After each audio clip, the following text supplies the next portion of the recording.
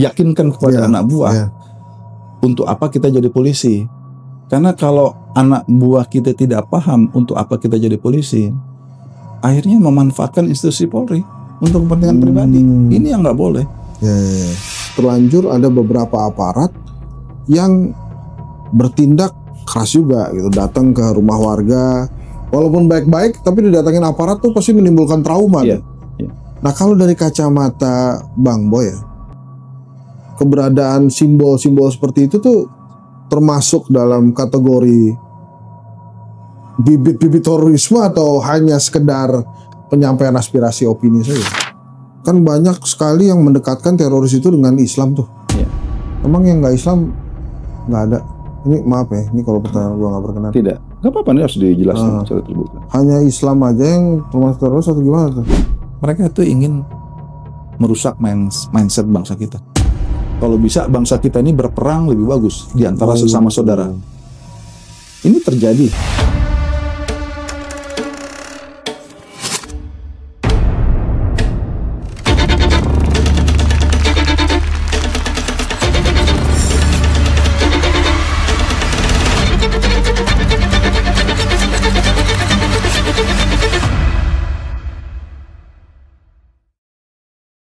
Bismillahirrahmanirrahim. Assalamualaikum warahmatullahi wabarakatuh. Ini masih bersama abang saya nih, abang saya, ketum saya, saudara, tetangga, panutan apalagi tuh, Bang Boy Rafli Amar, Jenderal.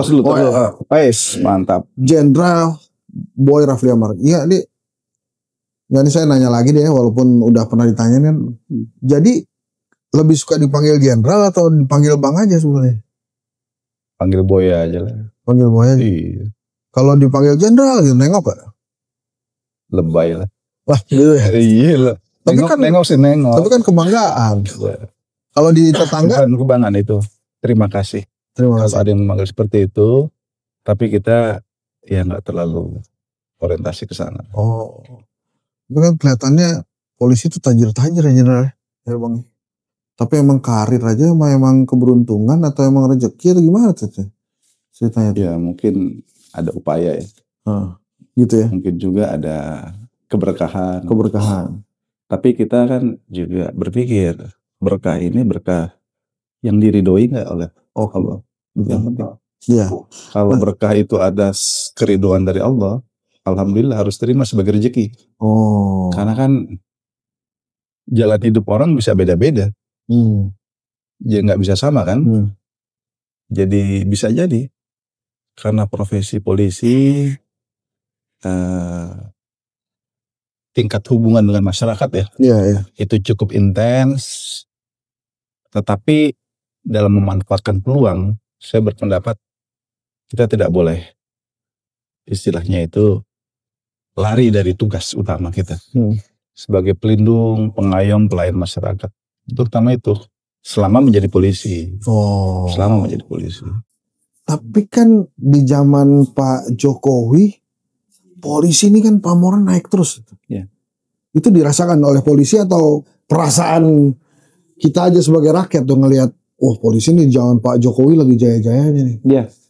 Rakyat berhak menilai dan kalau kita lihat memang pembangunan institusi Polri itu kan juga sangat ditentukan oleh kebijakan dari pimpinan negara ya. Karena apa? Kuatnya polisi tidak lepas dari kuatnya dukungan politik. Dari kepala negara, dari lembaga politik. Apakah bercita-cita ingin memiliki Polri yang kuat? Karena Polri yang kuat itu dapat mendukung terwujudnya suasana yang aman, kondusif, yang memungkinkan, jadi itu sebuah investasi sebenarnya untuk negara ya, yang memungkinkan rakyat hidup secara damai, bekerja secara leluasa, sesuai dengan profesi masing-masing, terbebaskan dari segala ancaman. Karena kan kehidupan yang harmoni ini harus kita wujudkan di Indonesia. Antara lain kan adanya kepastian hukum, adanya kehadiran aparat keamanan untuk mengeliminasi segala potensi-potensi yang memungkinkan timbulnya gangguan-gangguan yang menghambat aktivitas masyarakat, aktivitas pembangunan. Jadi kalau di era Pak Jokowi ada program-program afirmasi kepada Polri dalam rangka penguatan tadi, ya mungkin tidak lepas dari visi daripada kepala negara. Saya pikir setiap kepala negara memiliki visi untuk itu. Dia ingin negara ini aman, semuanya tidak boleh ada gangguan yang menghambat aktivitas masyarakat, sehingga masyarakat bisa berkreasi, produktif dalam rangka menunjang pembangunan. Nyanyi juga dong nasional. Nyanyi lagi dong. Terima kasih Pak Jokowi. Itu lagu cuma di kepala gue tuh sebelum masuk bocor halus, lagu itu di kepala gue terus tuh. Tapi kan realita Pak Jokowi adalah presiden. Ya. Selama 10 tahun. Dan banyak juga prestasinya, luar biasa juga. Nah, Presiden Gus Dur nggak bilang polisi yang jujur itu cuma 2, polisi tidur dan hugeng, gitu ya.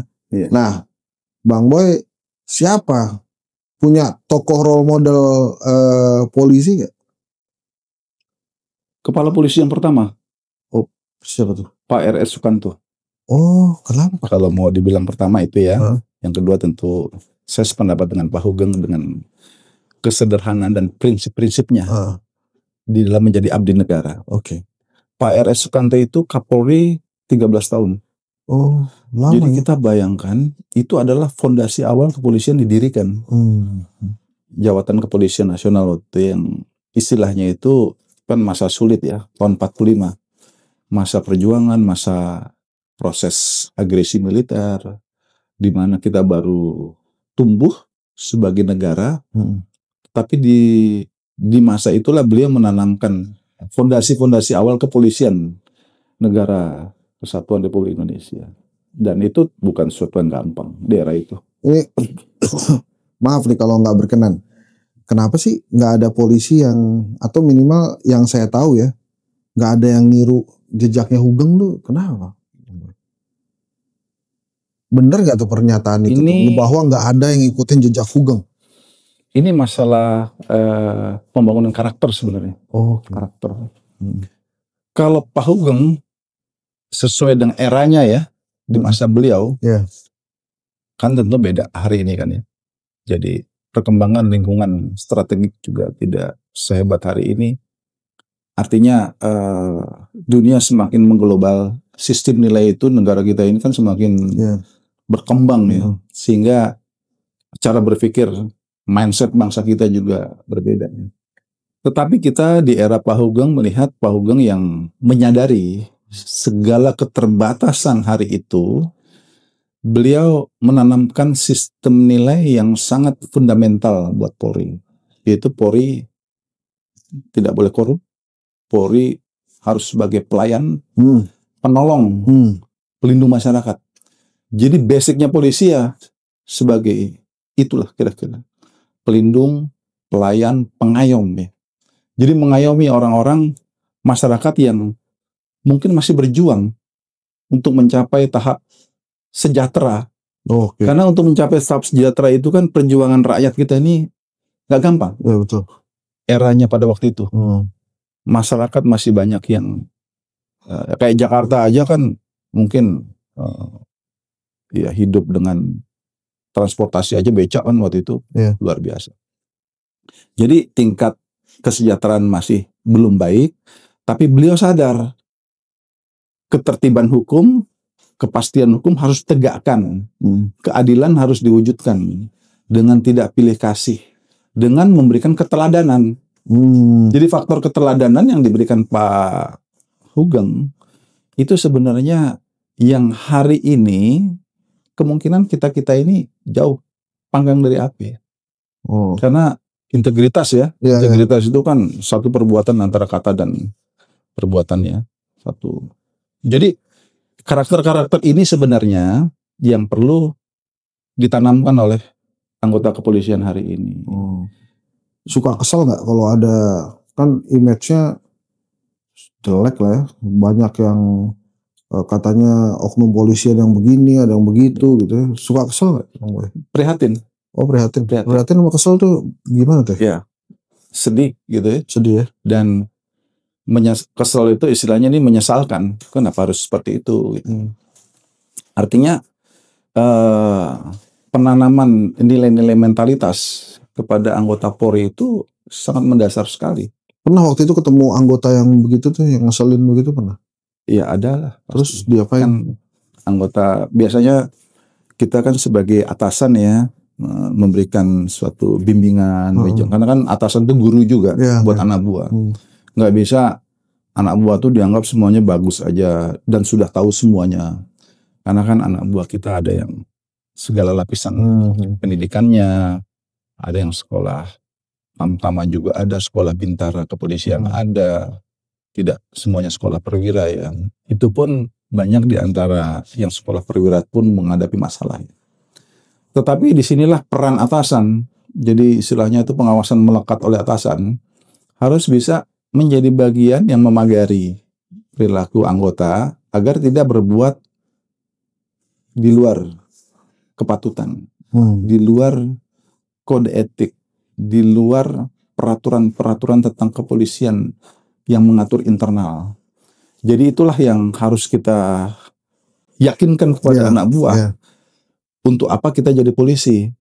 Karena kalau anak buah kita tidak paham untuk apa kita jadi polisi, akhirnya memanfaatkan institusi Polri untuk kepentingan pribadi. Ini yang nggak boleh.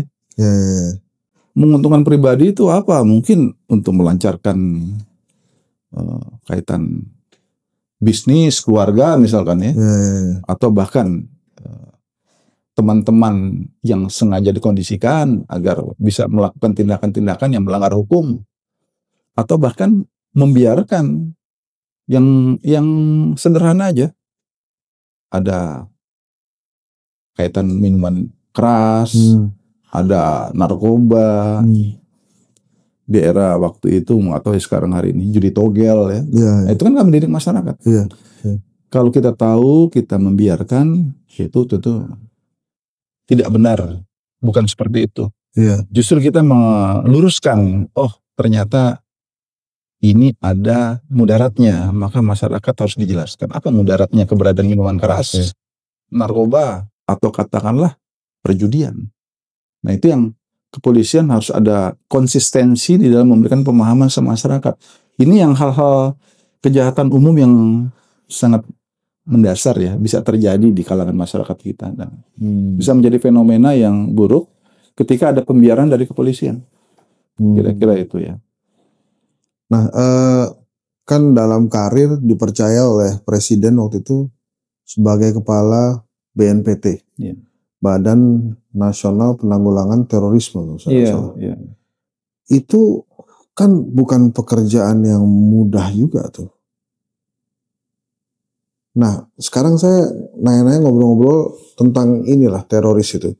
Baru-baru ini kan ada bendera One Piece. Sempat juga terjadi polemik. Dasko bilang nggak apa-apa, Prabowo bilang nggak apa-apa, tapi sudah terlanjur ada beberapa aparat yang bertindak keras juga gitu, datang ke rumah warga, walaupun baik-baik, tapi didatangin aparat tuh pasti menimbulkan trauma. Nah kalau dari kacamata Bang Boy ya, keberadaan simbol-simbol seperti itu tuh termasuk dalam kategori bibit-bibit terorisme atau hanya sekedar penyampaian aspirasi opini saja? Ya, ini alam demokrasi hari ini. Jadi di alam demokrasi orang bebas berekspresi, berpendapat. Baik dengan lisan, baik dengan tulisan ataupun gambar, simbol-simbol tadi termasuk di dalamnya. Kalau kaitan kebebasan berekspresi, saya pikir itu sebagai suatu hal yang lumrah. Saya juga baru tahu nih kaitan masalah ada bendera One Piece itu. One Piece namanya. Jolly Roger ya? nama benderanya Jolly Roger, tapi nama filmnya itu, nama komiknya itu One Piece. Itu cerita dari mana? Dari Jepang. Ini transnasional budaya. Yang sebenarnya kenapa bendera merah putih yang istilahnya suci ya, sang saka merah putih itu suci. Lambang perjuangan, Jepang juga jajah kita lagi. Jadi emang film itu menceritakan ada perlawanan kepada elit global lah. Jadi kemudian yang pasang itu menganggap keresahan yang terjadi saat ini disimbolkan dengan bendera. Saya setuju. Kalau mau disandingkan ya, bukan One Piece itu. Enggak disandingin, dia masangnya sih di bawah merah putih. Bagus pahlawan kita. Oh gitu ya. Iya, pahlawan nasional kita banyak. Iya. Oh boleh juga tuh, itu usulan menarik tuh, bagus tuh. Dari Aceh, dari Sumatera Barat, dari Palembang, dari Jakarta. Dan itu juga simbol melawan keresahan waktu itu kan, melawan penjajah. Iya benar tuh, usulan bagus. Ya kalau kebebasan berekspresi oke, kita semua bisa terima. Tapi kenapa kita harus pilih itu? Jadi anak-anak generasi muda hari ini, cintailah pahlawan kita. Lebih bagus narasi, simbol-simbol yang menggambarkan tentang keindonesiaan. Kalau import, ya import yang bagus sih ya. Tapi menurut saya sih kita lebih bagus pilih yang sudah ada di kita. Bendera merah putih, di situ ada proklamator kita misalkan, Bung Karno, Bung Hatta. Itu artinya terima kasih kita.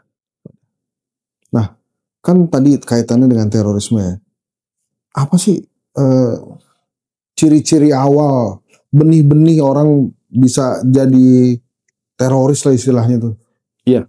Tapi tolong dijelaskan dulu definisi terorisme versi BNPT atau versi negara tuh. Iya. Terorisme itu adalah di kita sebenarnya sudah menjadi terminologi hukum ya.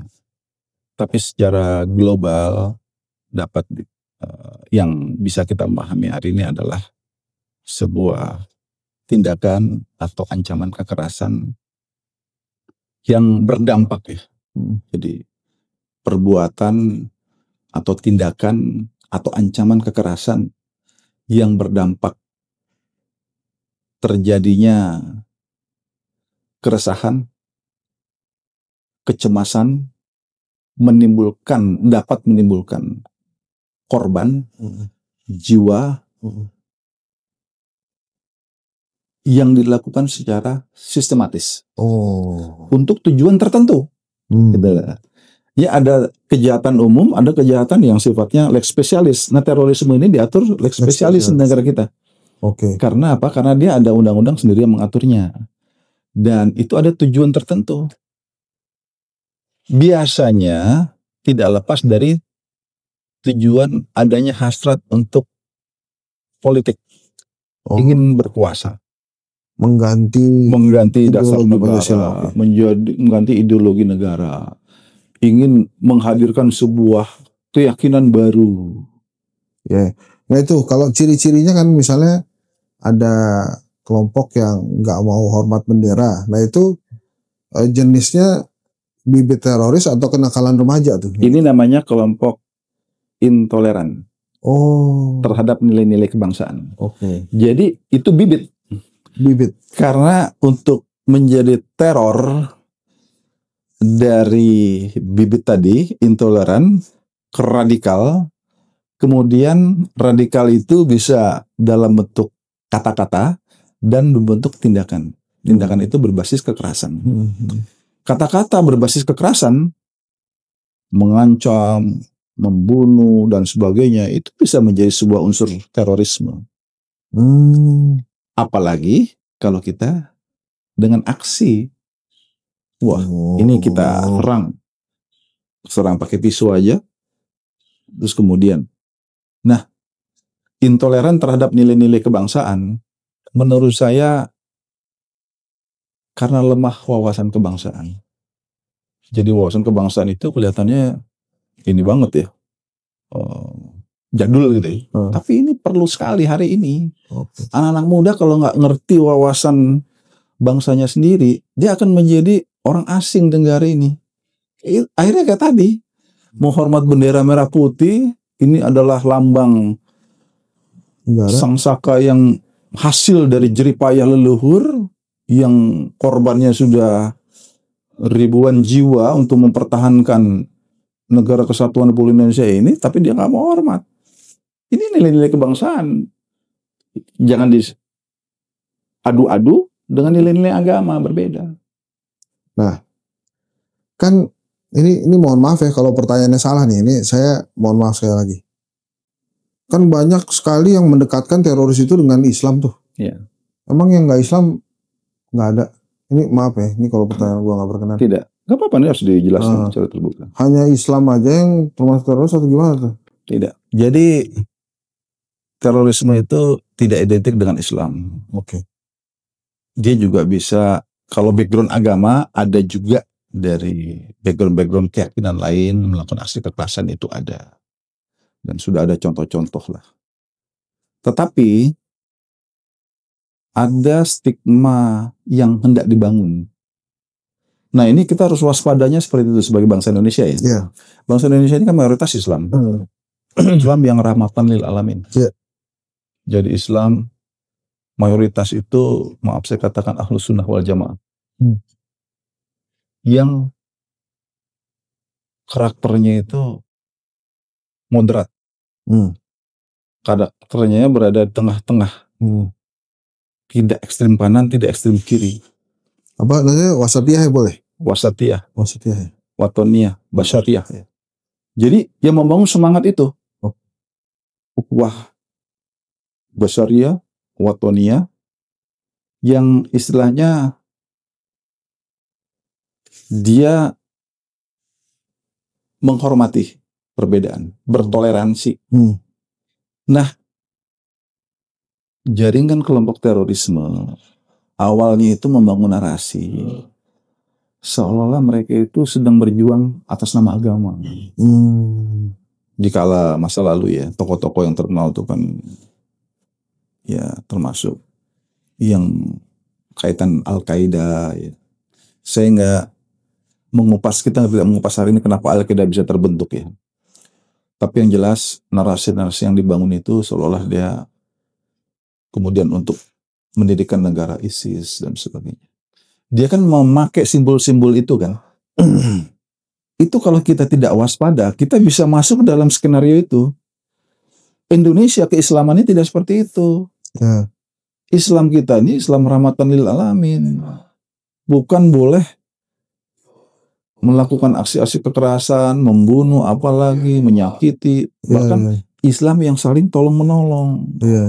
Karakter yang dibangun oleh para leluhur bangsa kita, Islam yang seperti itu. Islam yang harus berkorban untuk tanah air, untuk bangsanya.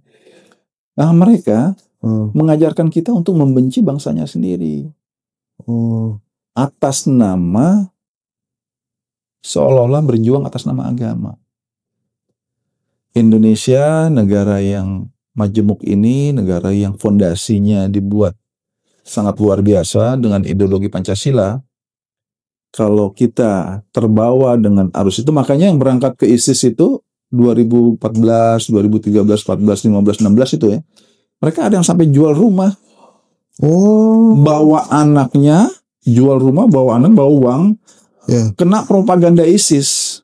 Berangkat ke Syria, ada yang lewat Turki, lewat Irak, jadi mereka kena propaganda seolah-olah ada harapan baru di sana yang semuanya serba dipenuhi.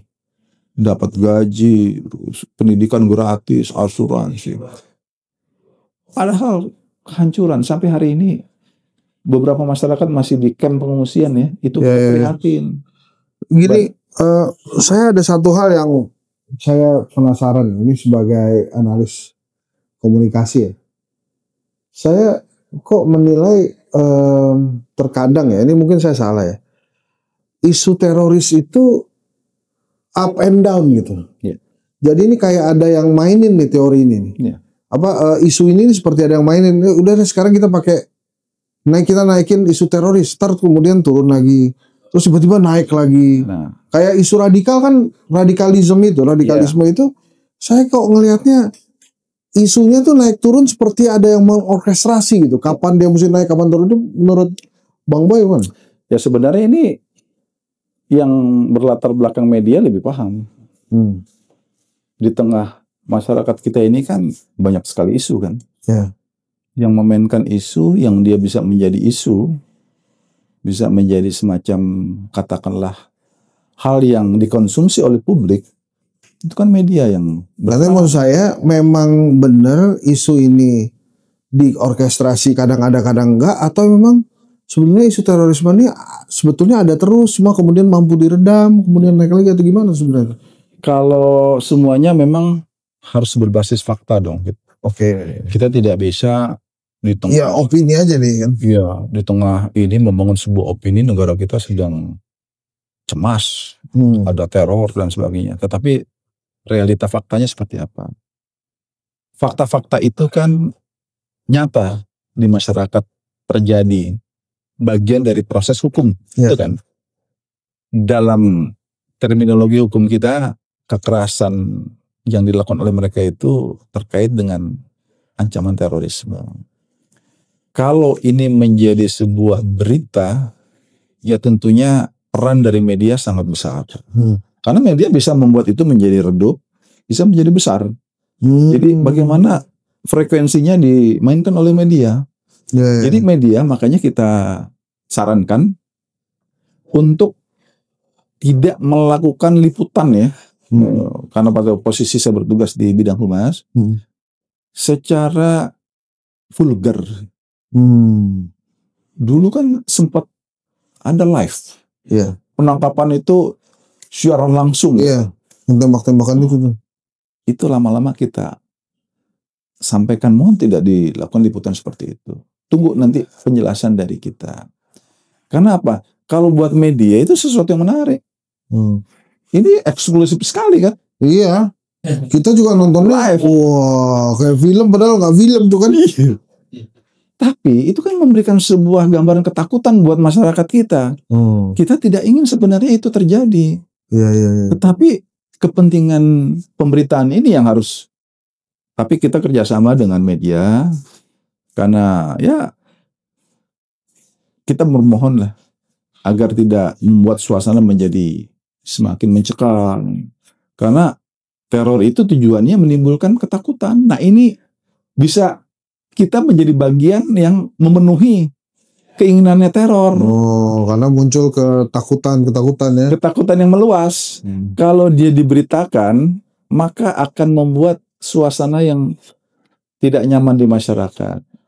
Oleh karenanya itu, kalau kami ketika masih bertugas ya, tujuannya bagaimana membuat masyarakat tidak menjadi lebih khawatir, tetapi berbalik yakin bahwa aparat dapat mengatasi dengan baik. Tujuan komunikasi kita itu. Public confidence kan perlu. Kita public trust, public confidence. Kalau tidak ada confidence di masyarakat, berarti institusi gagal memberikan perlindungan kepada warga masyarakat. Itu yang kita ingin. Gitu. Ini udah di ujung-ujung, kita gosip lagi. Waktu itu katanya sempat dicalonin jadi Kapolri. Iya, betul. Yang zaman Pak Sigit ya. Iya. Setelah itu gimana sih? Jadi beneran dicalonin tuh ya? Jadi gini. Kita balik harus jelaskan dulu karakter ya. Iya. Kita kan kerja ini emang siap ditugaskan apa saja ya, di mana saja. Jadi hampir semua penugasan boleh dibilang jarang kita minta-minta. Gitu. Kita ngomongin diri kita ini, kita tidak. Tetapi kalau kita mengukur diri kita bisa atau tidak, itu wajar. Oh, saya bisa nggak jadi Kapolda ya?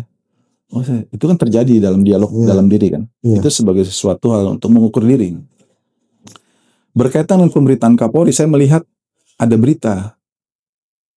Tapi ini kan berita itu selalu kaitan sama isu, opini dan sebagainya. Yang dimainkan. Bahkan untuk tujuan-tujuan tertentu. Dan memang ada waktu itu dimunculkan nama-nama saya. Saya menyadari kalau tugas itu untuk saya, pasti akan datang. Kalau tidak, nggak usah dicari-cari. Prinsipnya gitu.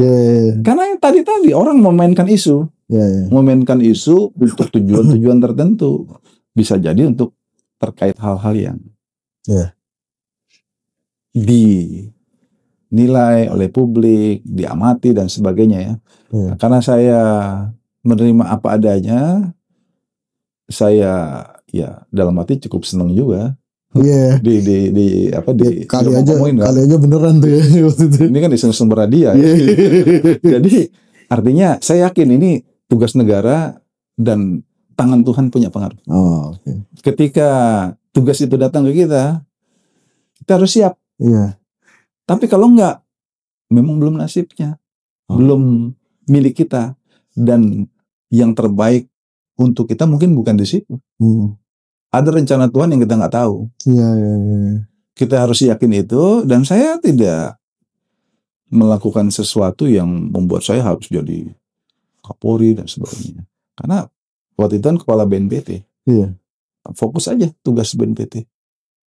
Kemudian kalau ada orang memperbincangkan itu adalah hak masyarakat, hak pimpinan yang akan memberikan tugas sama kita. Jadi easy going aja. Iya. Gitu dong. Nah, ini Bang Boy.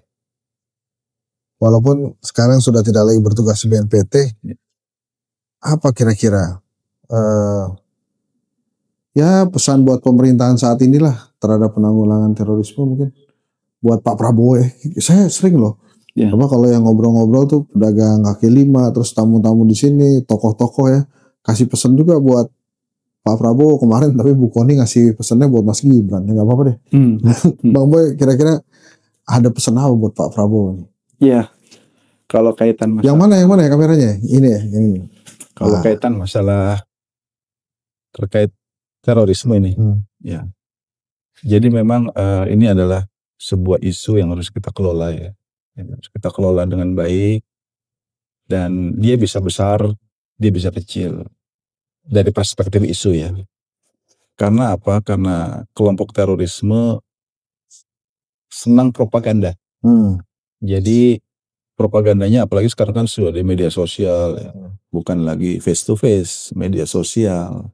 Memanfaatkan ruang-ruang komunikasi publik yang sedemikian bebas itu. Yang terpenting adalah kita tidak boleh toleran terhadap narasi-narasi yang mengarah intoleransi.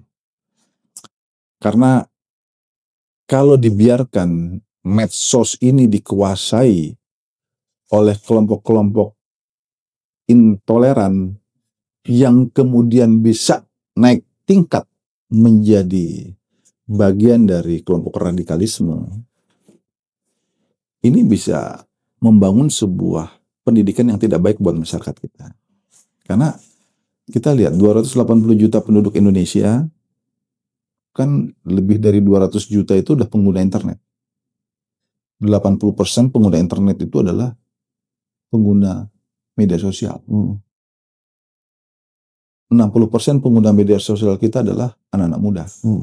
Kita udah lihat beberapa kali anak-anak muda, karena cuman komunikasi lewat medsos, dia mindsetnya berubah, dan dia seperti bukan orang Indonesia cara berpikirnya. Jadi kayak tersirap untuk percaya terhadap narasi-narasi yang dibangun. Jadi pengelolaan ruang publik di media sosial ini harus benar-benar bijak, harus benar-benar kita tata, kita berikan pembelajaran kepada masyarakat, literasinya harus jalan.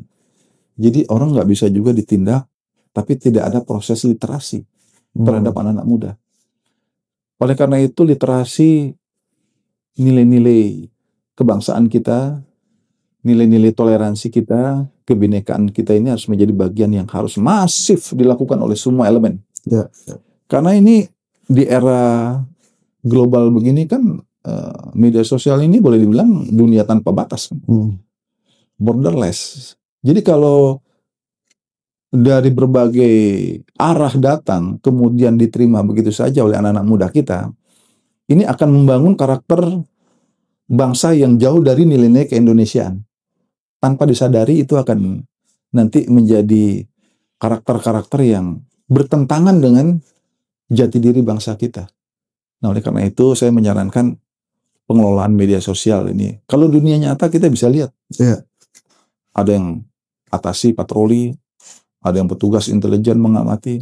Tapi intelijen di media sosial ini sangat penting. Karena penyebar luasan narasi-narasi kekerasan yang mengarah kepada terorisme itu juga dimanfaatkan oleh kelompok jaringan terorisme. Intinya, mereka itu ingin merusak mindset bangsa kita. Kalau bisa bangsa kita ini berperang lebih bagus di antara sesama saudara. Ini terjadi. Kita lihat aja negara Afghanistan misalnya. Itu kan yang perang siapa sih? Warga mereka sendiri. Tapi mereka berapa korban jiwa harus menghadapi kondisi seperti itu ya. Terlalu mahal nilai itu harus kita hadapi, tetapi kita sudah melihat perjuangan jerih payah para leluhur kita untuk menjadikan kita bangsa yang merdeka hari ini. Maka merawat kemerdekaan ini antara lain adalah bagaimana mewujudkan tujuan negara kita yang dimuat di dalam pembukaan Undang-Undang Dasar 45 itu secara konsisten bisa diwujudkan terutama dalam hal yang ketiga, mencerdaskan kehidupan bangsa. Jadi bangsa ini harus cerdas, bijak, dan kemudian ada waspada. Karena kalau tidak waspada, orang lain akan jajah kita melalui versi yang lain. Bukan secara senjata, tetapi bagaimana cara berpikir yang membuat mereka tidak menjadi orang Indonesia lagi. Tapi mereka lebih pro kepada nilai-nilai yang mereka terima dari luar.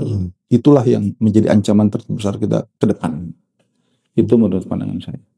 Oke, makasih ya Bang Boy ya, pencerahan nih. Nanti sering-sering main kemari ya, kan deket. Insya Allah. Kita ngobrol-ngobrol tentang bagaimana kita membangun negara ini. Itu terima kasih teman-teman. Tadi jabatan terakhir itu berarti apa ya? Jabatan terakhir itu apa? Kepala BNPT. Bukan pangkat.